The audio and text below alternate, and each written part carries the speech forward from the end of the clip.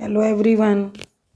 Sexual reproduction in flowering plant, ये twelfth का third chapter है, ट्वेल्थ का सेकंड चैप्टर है।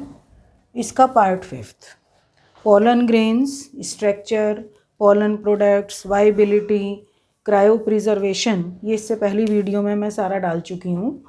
आज की वीडियो का जो टॉपिक है वो टॉपिक है मेल गैमेटोफाइट। मतलब मेल गैमेटोफाइट क्या है, मेल गैमेटोफाइट का डेवलपमेंट कैसे होगा, ये आज की वीडियो का टॉपिक है।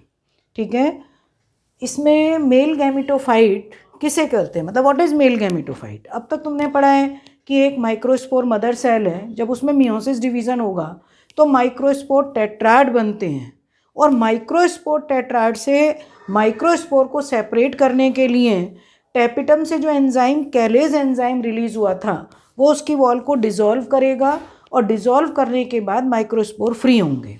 माइक्रोस्पोर के स्ट्रक्चर में एक्साइन इंटाइन, मतलब दैट इज़ पोलन ग्रेन। तो इसमें मेल गैमेटोफाइट का जो मेल गैमेटोफाइट में क्वेश्चन पूछ रही थी, क्या होता है कि pollen grain with pollen tube having two male gametes is called male gametophyte. तो इसका मतलब पोलन ग्रेन में जर्मिनेशन के बाद जो स्ट्रक्चर बनता है वो क्या कहलाएगा, मेल गैमेटोफाइट। मेल गैमेटोफाइट का डेवलपमेंट 2 स्टेजेस में कंप्लीट हुआ है, pre pollination development, post pollination development. Pre pollination development, इसमें क्या होता है कि एक पोलन ग्रेन का आउटर एक्साइन इनर इंटाइन, अंदर साइटोप्लाज्म, वैक्यूलेटेड साइटोप्लाज्म और 1 न्यूक्लियस। ठीक है, अब ये न्यूक्लियस जो माइक्रोस्पोरेंजियम के अंदर ही है, मतलब इसका जो डेवलपमेंट है ये नहीं है बाहर निकल के होगा। ये जो डायग्राम मैंने दिखाया था, माइक्रोस्पोरेंजियम के अंदर जब ये हैं तभी इसका न्यूक्लियस डिवाइड हो जाता है, और ये न्यूक्लियस डिवाइड होकर 2 न्यूक्लियाई हैं, वेजिटेटिव न्यूक्लियस और जनरेटिव न्यूक्लियस। फिर ये जनरेटिव न्यूक्लियस मतलब साइटोप्लाज्मिक डिवीज़न भी हो रहा है, तो पूरा लार्ज, पूरी कंप्लीट एनलार्ज तो वेजिटेटिव सेल, और इस वेजिटेटिव सेल के अंदर ही जनरेटिव सेल। तो ज़्यादातर 60% प्लांट में यहाँ मैंने मेन पॉइंट डाला है कि pollen grain is the first cell of male gametophyte. In 60% of angiosperm it is shared at 2 celled stage, that is 1 vegetative and 1 generative.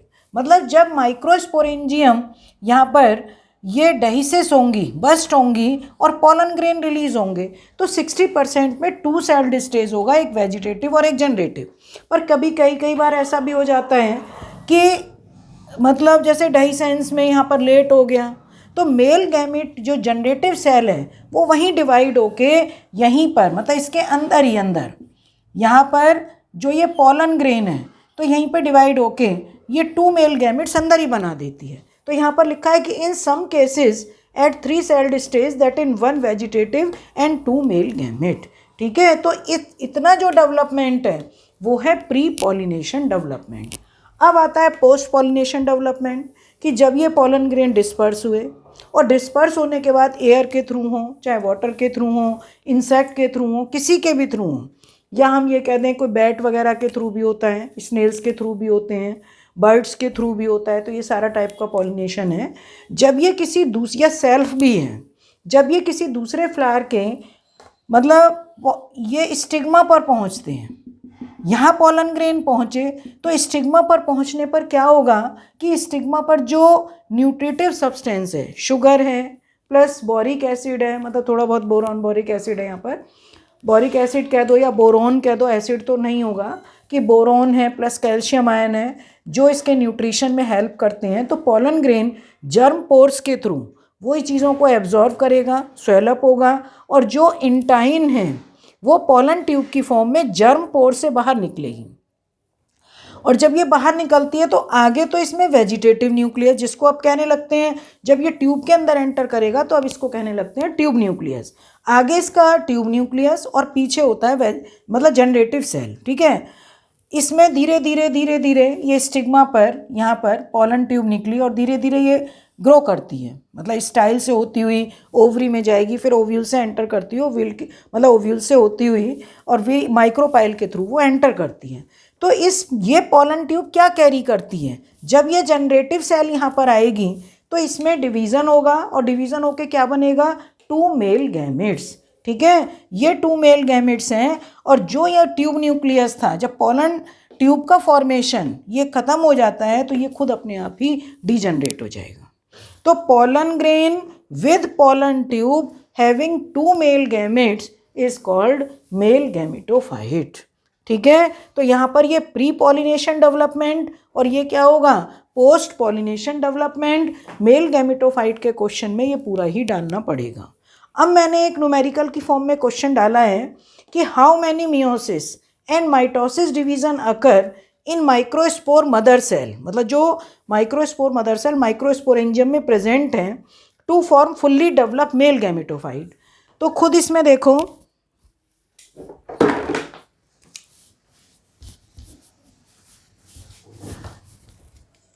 कि ये माइक्रोस्पोर मदर सेल है, ये माइक्रोस्पोर मदर सेल है, और microspore mother cell में जब microspore बनेंगे तो मियोसिस डिवीजन, और मियोसिस डिवीजन चाहे वो 2 स्टेज में पूरा होगा, 1 मियोसिस डिवीजन, 2 मियोसिस फर्स्ट और मियोसिस सेकंड में कंप्लीट होता है। तो ये माइक्रोस्पोर टेट्राड बना, माइक्रोस्पोर टेट्राड से माइक्रोस्पोर अलग हुए। अब माइक्रोस्पोर के बाद यानी कि माइक्रोस्पोर बनने तक 1 मियोसिस, और इसके बाद क्या है कि एक माइटोसिस तो होगा इसके न्यूक्लियस में जिससे वेजिटेटिव और जनरेटिव न्यूक्लियस बने, और एक माइटोसिस किस में होगा कि जनरेटिव सेल से जब 2 मेल गैमेट हुए तो एक माइटोसिस यहाँ होगा, क्योंकि ये सारी स्टेज तो हैप्लॉइड है, यहाँ तो मियोसिस का मतलब ही नहीं है। ठीक है, तो इसका आंसर क्या होगा कि एक माइक्रोस्पोर मदर सेल से अगर यहाँ पर फुल्ली डेवलप मेल गैमेटोफाइट बन रहा है तो इसमें 1 मियोसिस, आंसर इसका क्या होगा 1 मियोसिस एंड 2 माइटोसिस। बहुत मोस्ट इंपॉर्टेंट क्वेश्चन है ये, बोर्ड में कई बार आया है, 1 मियोसिस एंड 2 माइटोसिस। एक क्वेश्चन और है कि एक एंथर है, ये एंथर का जब तुम सेक्शन काटोगे तो इसमें 4 माइक्रोस्पोरेंजिया थी, एक एंथर में 2।